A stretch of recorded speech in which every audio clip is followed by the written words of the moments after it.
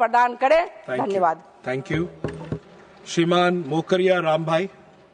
श्रीमान मोकरिया राम। माननीय सभापति महोदय जी, वंदन प्रणाम। मैं मेरी मातृभाषा हिंदी गुजराती में बोलना चाहता हूँ। હું નાણાકીય વર્ષ 2026-27 માટે ભારતના સંકલિત ભંડોળમાંથી ખર્ચને અધિકૃત કરવા માટે વિનિયોગ 2 બિલ 2026ના વિચારણાને મજબૂત સમર્થન આપવા માટે ઊભો થયો છું। રાષ્ટ્રના નાણાકીય બાબતો પરની આ મહત્વપૂર્ણ ચર્ચામાં ભાગ લેવાની મને તક આપવા બદલ હું આપનો આભાર માનું છું। આ બિલ ફક્ત બંધારણીય ઔપચારિકતા નથી, તે સરકારના દ્રષ્ટિકોણ, પ્રાથમિકતાઓ, ભારતના લોકો પ્રત્યેની પ્રતિબદ્ધતાનું પ્રતિબિંબ છે। આજે આપણે જે પણ ફાળવણીને મંજૂરી આપીએ છીએ તે એક મજબૂત, વધુ સમૃદ્ધ અને આત્મનિર્ભર રાષ્ટ્ર બનાવવા તરફ એક પગલું રજૂ કરે છે।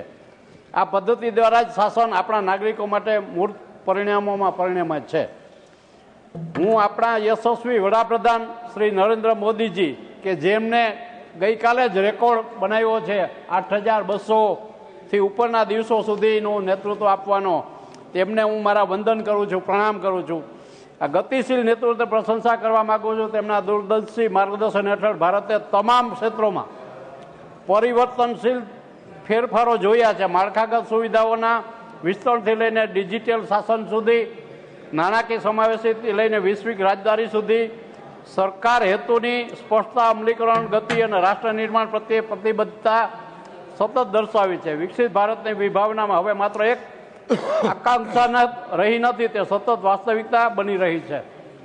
સાહેબ, આ સંદર્ભમાં વિનિયોગ બિલ હેઠળ ફાળવણી એવી સરકારને પ્રતિબિંબ કરે છે જે સમાવેશ સાથે વૃદ્ધિ પણ ધ્યાન કેન્દ્રિત કરે છે। મૂડી ખર્ચ, માળખાગત વિકાસ અને કલ્યાણકારી યોજનાઓ પર ભાર એક સંતુલિત વિભાગ દર્શાવે છે, જે અર્થતંત્ર સાથે સામાન્ય નાગરિકને પણ સશક્ત બનાવવાનો પ્રયાસ કરે છે। હું ખાસ કરીને ગુજરાતની નોંધપાત્ર પ્રગતિ પર ભાર મૂકવા માગું છું, જે વિકાસ સંચાલિત શાસનનું એક તેજસ્વી ઉદાહરણ છે। ગુજરાત લાંબા સમયથી ભારતીય અર્થતંત્રનું એક તેજસ્વી ઉદાહરણ રહ્યું છે। ગુજરાત લાંબા સમયથી ભારતીય અર્થતંત્ર વિકાસ એન્જિન રહ્યું છે અને તેની સતત પ્રગતિ વ્યાપક દ્રષ્ટિકોણથી રાષ્ટ્રીય દ્રષ્ટિકોણ સાથે ગાઢ રીતે જોડાયેલ છે। ઔદ્યોગિકરણ, બંદર સંચાલિત વિકાસ અને વ્યવસાય કરવાની સરળતામાં રાજ્યની સિદ્ધિઓની પ્રશંસનીય છે।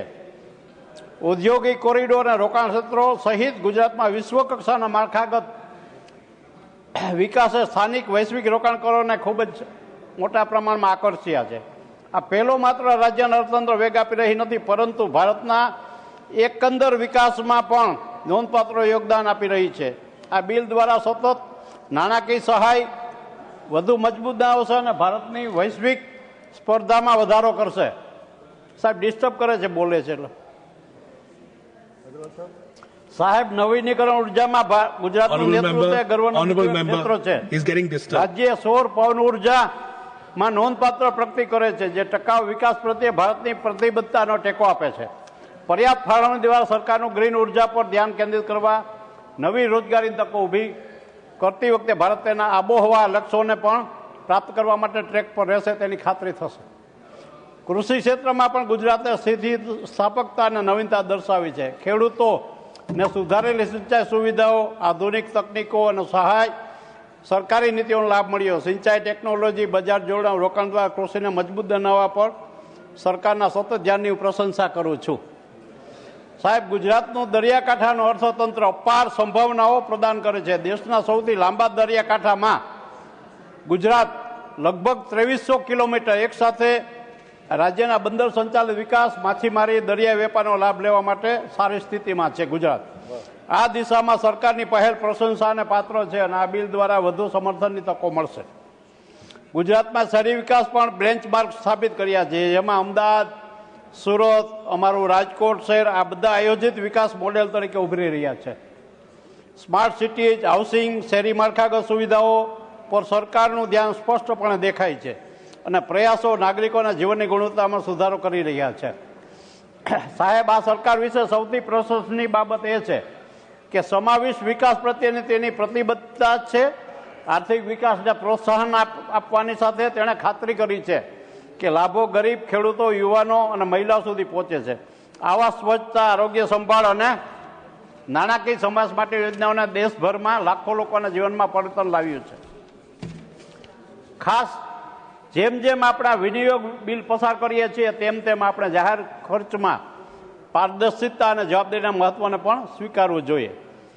આ સરકારે ભંડોળનો અસરકારક રીતે ઉપયોગ થાય, લીકેજ વિના ઇચ્છિત લાભો લાભાર્થી સુધી પહોંચે તે નિશ્ચિત કરવા પણ પગલાં લીધા છે. અગાઉની મિત્રો નથી હાજર કોઈ, કોંગ્રેસની સરકારે આકાશમાં પાતાળમાં જ્યાં જ્યાં મેળ પડ્યો ત્યાંથી વિકાસને બદલે ખીચા ભરવાનું કામ કર્યું અને દેશને ખૂબ જ પાછળ લઈ ગયા.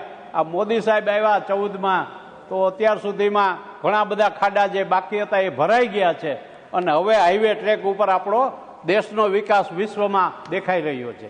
નહીં તો અત્યાર સુધી ભારત દેશને મોદી સાહેબ આવ્યા પહેલા ભિખારી, કંગાળો, મદારીઓના દેશ તરીકે ઓળખાતો હતો. અત્યારે આપણે વિદેશમાં જઈએ, પાસપોર્ટ જઈને આ મોડી મોડી, આ લોકોને કદાચ બીજું બોલતા ફાવે ન બોલો, મોડી મોડી કરે એટલે આપણે સમજી જવાનું કે આપણા દેશના ગૌરવ સાથે વખાણ થઈ રહ્યા છે.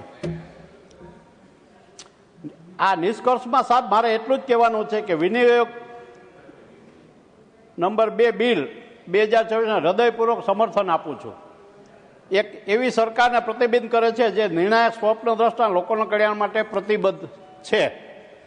નરેન્દ્ર મોદી સાહેબના સક્ષમ નેતૃત્વ હેઠળ ભારત આત્મવિશ્વાસને વૈશ્વિક આર્થિક શક્તિ બનવા તરફ આગળ વધી રહ્યું છે. પણ અમારા વિપક્ષના મિત્રોને આ વિકાસ દેખાતો નથી અને પોતાના પક્ષનો વિનાશ તરફ જાય છે. હું તો એવું કહું છું કે આપ સૌ અમારી સાથે જોડાઈ જાઓ દેશના વિકાસ માટે. મોદી સાહેબનો વિરોધ વ્યક્તિગત ન હોઈ શકે.